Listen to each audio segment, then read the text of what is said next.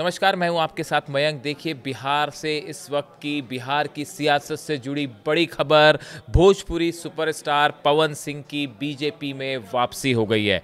देखिए, जिसकी अटकलें लगाई जा रही थी वो तस्वीर अब साफ हो गई है। पवन सिंह फिर से बीजेपी में शामिल हो गए हैं।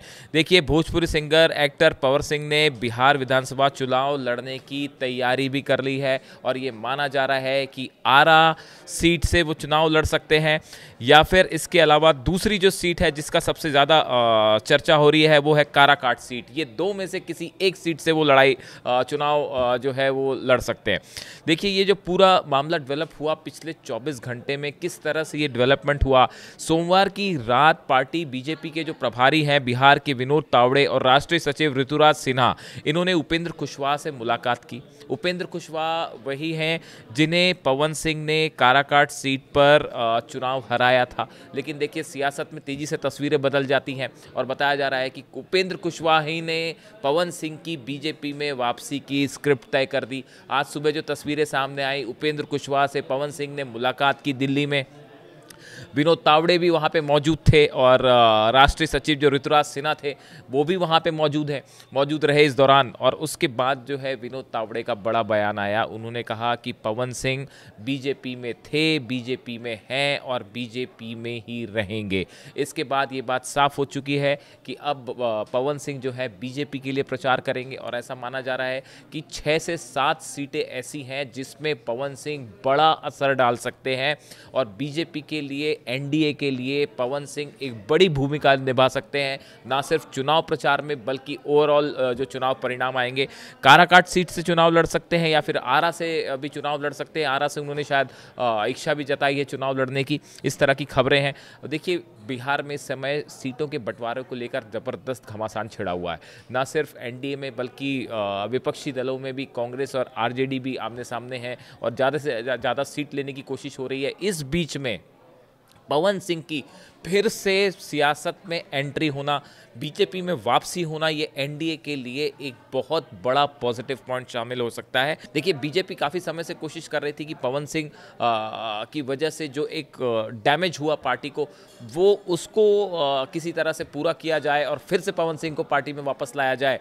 और आखिर ये मुहिम पूरी हुई और पवन सिंह जो है अब वो बीजेपी के लिए चुनाव प्रचार करेंगे। इससे बड़ा असर हो सकता है बिहार की सियासत पर, बिहार के चुनाव पर। तावड़े जी, क्या बातें हुई पीछे आ जाओ कुशवाहा को लेकर आप पहुंचे थे? पवन जी बीजेपी में हैं, बीजेपी में रहेंगे। आदरणीय उपेंद्र कुशवाहा जी ने उनको शुभकामनाएं, आशीर्वाद दिया है और आने वाले चुनाव में एनडीए के लिए पवन जी सक्रियता से काम करेंगे बीजेपी के कार्यकर्ता के नाते। बिहार विधानसभा चुनावों से पहले नाराजगी और मनमुटाव को दूर करने का सिलसिला शुरू हो गया है। इसकी शुरुआत राष्ट्रीय लोक जनता दल के प्रमुख उपेंद्र कुशवाहा के घर से हुई है, जहां पर आज पवन सिंह और भाजपा नेता विनोद तावड़े भी मौजूद थे।